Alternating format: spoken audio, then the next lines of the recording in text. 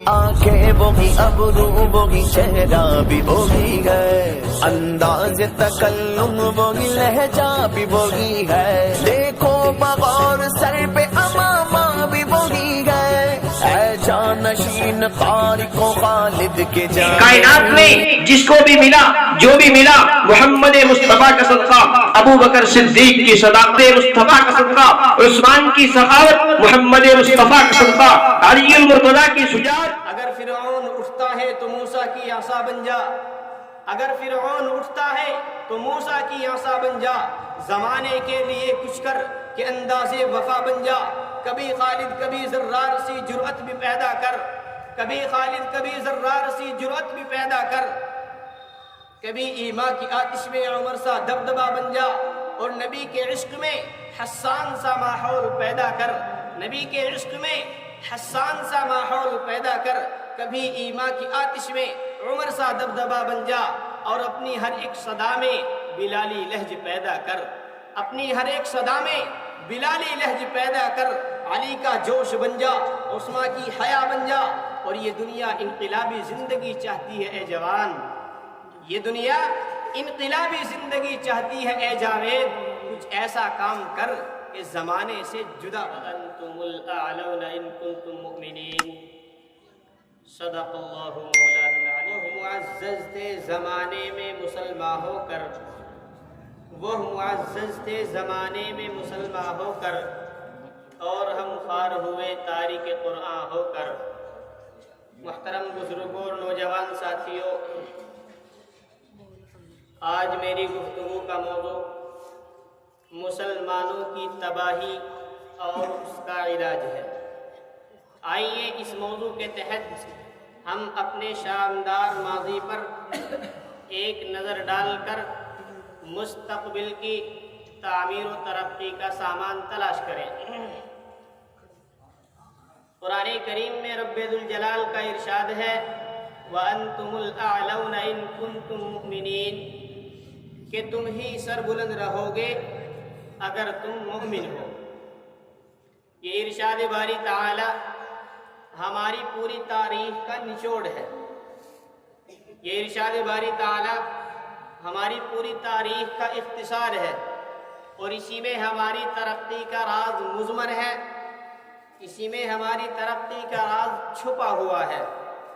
تاریخ کے سینکڑوں واقعات یہ بتانے کے لیے کافی ہیں کہ جب بھی ہمارا رشتہ اللہ تبارک و تعالی سے اور اس کے دین سے مضبوط رہا تو کامیابی و کامرانی نے ہمارے قدم چومے، اور جب اس رشتے میں کسی قسم کی کمزوری آئی تو ہم عزت اور رفعت کے آسمان سے ذلت کے گہرے گار میں جا گرے۔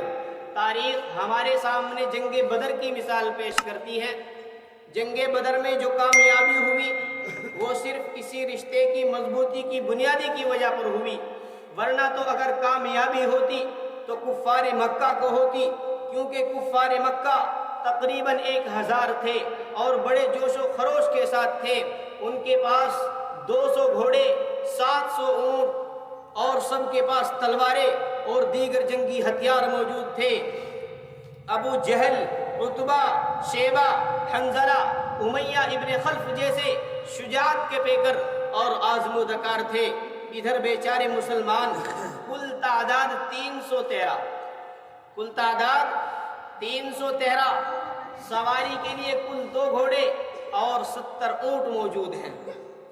سواری کے لیے کل 2 گھوڑے اور 70 اونٹ موجود ہیں، ایک پر 3 4 آدمی سوار ہیں۔ کسی کے پاس تلوار ہے تو نیزہ اور کمان نہیں، اور کسی کے پاس نیزہ ہے تو تلوار اور کمان نہیں ہے۔ جب مقام بدر پر پہنچتے ہیں تو دیکھتے ہیں کہ کفار مکہ ایک بلند مقام پر خیمہ زن ہو چکے ہیں جہاں پانی کی بھی فراوانی ہے۔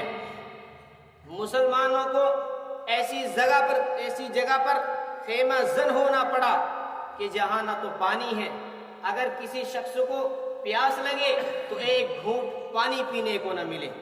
الغرض جنگ کے اندر جتنے سامان کی، جنگ کے اندر جتنی چیزوں کی ضرورت تھی وہ سب کفار مکہ کو حاصل ہے، لیکن جب لڑائی شروع ہوتی ہے، جب اللہ کے دیوانے، جب وہ محمد الرسول اللہ کے دیوانے میدانوں کے اندر اترتے ہیں تو کفار مکہ کو گاجر مولی کی طرح کاٹ کر کے پھینک دیتے ہیں۔ ابو جہل جو کفار مکہ کا سردار تھا، دو بچوں کے ذریعے، معاذ اور معوذ کے ذریعے مارا جاتا ہے۔ عبداللہ ابن مسعود اس کے سر کو جسم سے جدا کرتے ہیں۔ مسلمانوں، جانتے ہو یہ عبداللہ ابن مسعود کون ہے؟ جانتے ہو یہ عبداللہ ابن مسعود کون ہے؟ یہ وہی ہے کہ جس کو ابو جہل نے مکے کے اندر مارتے مارتے بے ہوش کر دیا تھا۔ آج جب میدان کے اندر مقابلہ ہوا تو عبداللہ ابن مسعود نے اس کی گردن کو اتار کر کے اس کو جہنم میں پھینک دیا ہے۔ امیہ ابن خلف ابو جہل کے بعد میں مسلمانوں کا، کافروں کا سردار تھا۔ اپنے ساتھیوں کو اس طرح مرتے ہوئے دیکھ کر، اس طرح کٹتے ہوئے دیکھ کر، اس طرح تڑپتے ہوئے دیکھ کر میدان جنگ چھوڑ کر کے بھاگنے لگا۔ بلال حبشی رضی اللہ تعالیٰ عنہ نے دیکھا کہ امیہ ابن خلف میدان چھوڑ کر کے بھاگ رہا ہے۔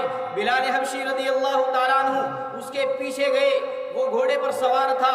جب دیکھا کہ بلال حبشی پیچھے سے تلوار لیے ہوئے آ رہا ہے، امیہ ابن خلف گھبرا جاتا ہے اور گھبرا کر کے گھوڑے سے نیچے گر جاتا ہے، پیٹ کے بل لیٹ جاتا ہے، شور مچاتا ہے، معافی مانگتا ہے، امن چاہتا ہے۔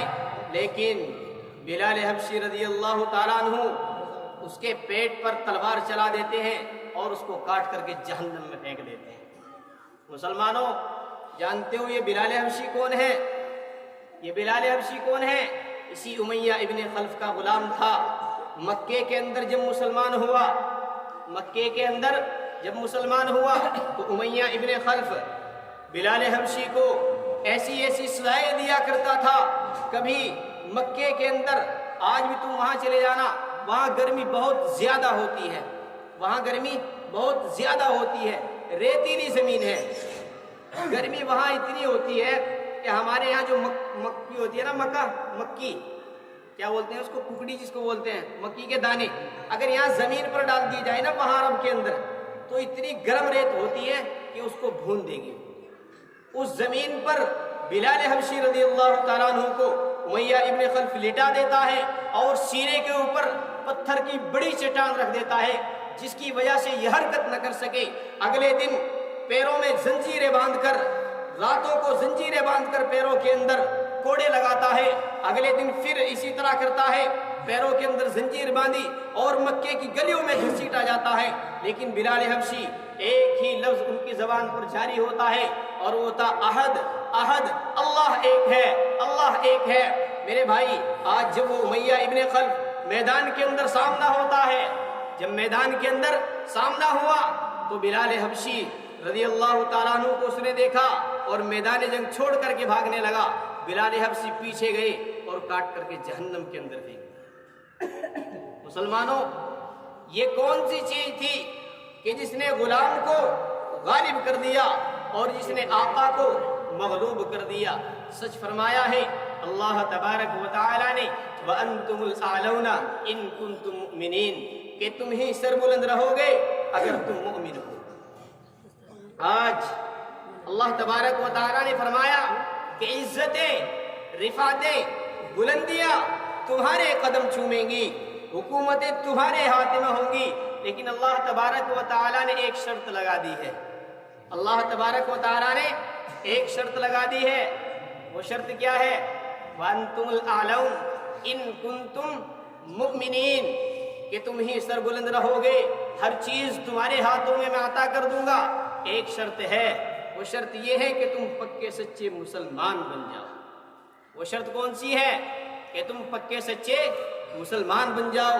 شاعر کہتا ہے، اگر فرعون اٹھتا ہے تو موسیٰ کی عصا بن جا، اگر فرعون اٹھتا ہے تو موسیٰ کی عصا بن جا، زمانے کے لیے کچھ کر کہ انداز وفا بن جا، کبھی خالد کبھی زرار سی جرأت بھی پیدا کر، کبھی خالد کبھی زرار سی جرأت بھی پیدا کر، کبھی ایما کی آتش میں عمر سا دبدبا بن جا، اور نبی کے عشق میں حسان سا ماحول پیدا کر، نبی کے عشق میں حسان سا ماحول پیدا کر، کبھی ایما کی آتش میں عمر سا دبدبا بن جا۔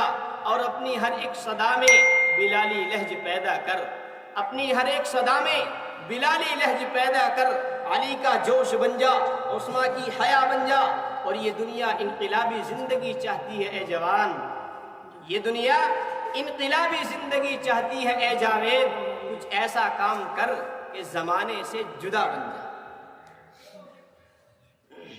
اللہ تبارک و تعالیٰ سے دعا ہے کہ اللہ ہمیں پکا سچا مسلمان بنا دے، آمین۔ سبحان اللہ والحمد للہ لا الہ الا اللہ